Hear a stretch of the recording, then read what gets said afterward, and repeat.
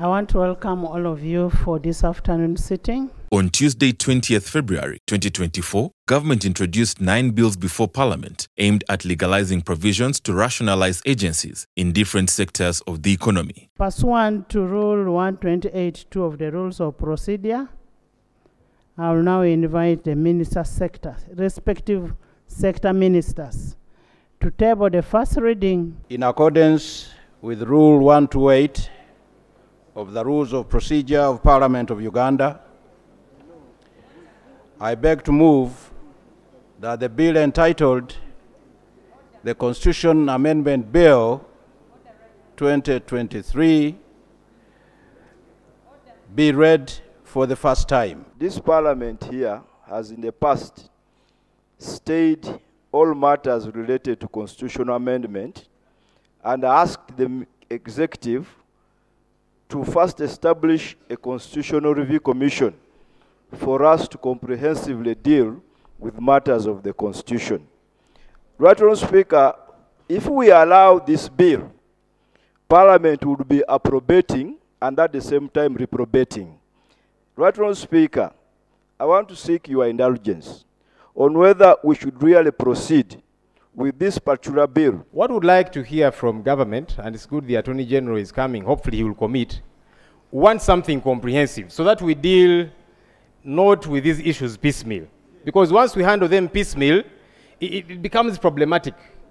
Can we have commitment on when they can have something comprehensive that we get to discuss generally? My colleague, the Honourable Minister of Justice, has collected to date, I think, 73 proposals for amendment. I can also report that he has instructed the Law Reform Commission to collect them and look at their effect on the various other parts of the Constitution. The process is being undertaken, and we shall come back to the House at the earliest to report on the same. Right, Honourable Speaker, in accordance with the Rule 128 of the Rules of Procedure of this Parliament, I beg to move that the bill entitled the Rationalization of Government Agencies, Education Sector, Amendment Bill 2024 be read for the first time. I beg to move that the bill entitled the Rationalization of Government Agencies Bill, Financial Sector Amendment Bill 2024 be read for the first time. I beg to move that the bill entitled the Karamoja Development Agency Act, it is repealed, Bill 2024, be read for the first time. Whereas Rule 129.2 of the Rules of Procedure accords committees 45 days for a bill, in the interest of considering the budgeting process, we shall embark on these bills immediately and have these bills reported within 3 days.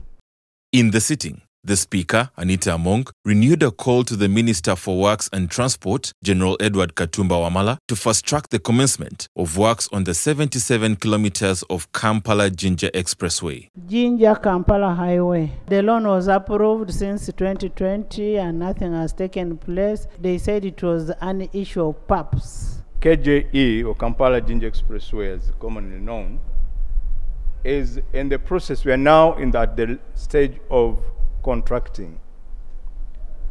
There are a number of steps which you have to undertake. This is not a simple project. It's a PPP project. And there are so many stages which we must qualify before the project comes into maturity. We have to pay at least more than 90% of the project affected persons. That takes time.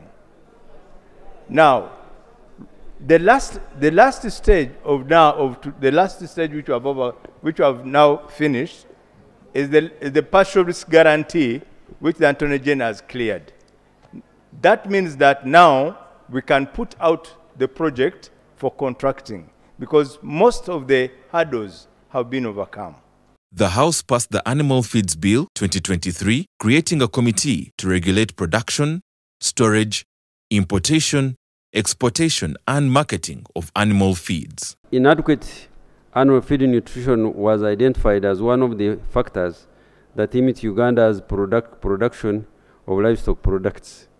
Animal feeds account for 70% of the production of cost, therefore have significant effect of the production cost and the profits. The level of nutrition influences the infection rates and disease resistance in animal, and low levels of nutrition is therefore part of the reasons for low livestock and poultry performance in Uganda. On Animal Feeds Quality Control Laboratory, Right Honourable Speaker and Honourable Members, which is in Clause 18 of the bill, the committee observed that all animal feeds produced need to meet standards formulated by Uganda National Bureau of Standards.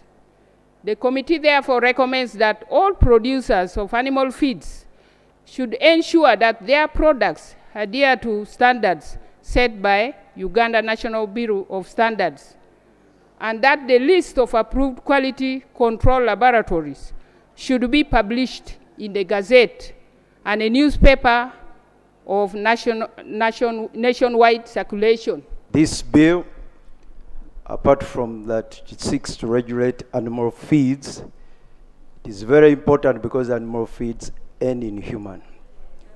We consume the animal products. That's why it's very, very important as we talk about this bill, we look at the details. I put a question that the Animal Feed Bill 2023 be read the third time and do pass. Those in favor say on the contrary, nay. The ayes have it. A bill for an act titled the Animal Feeds Act 2024. Title settled and the bill passed.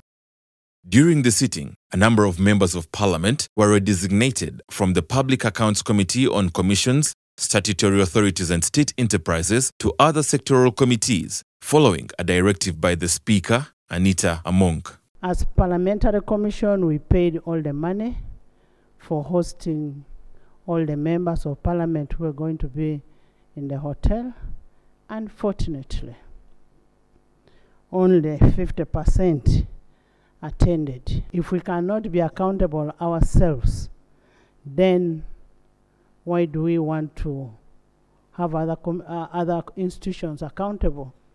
So whatever we met as Parliament was a nugatory expenditure, which is not called for. And based on that, I am going to ask the whips to redesignate the members who were in those committees and did not attend the workshop. For a very long time, we have kept complaining. In fact, twice or thrice, you have adjourned the House because the front bench is vacant. And we did agree with you because they need to take this House seriously.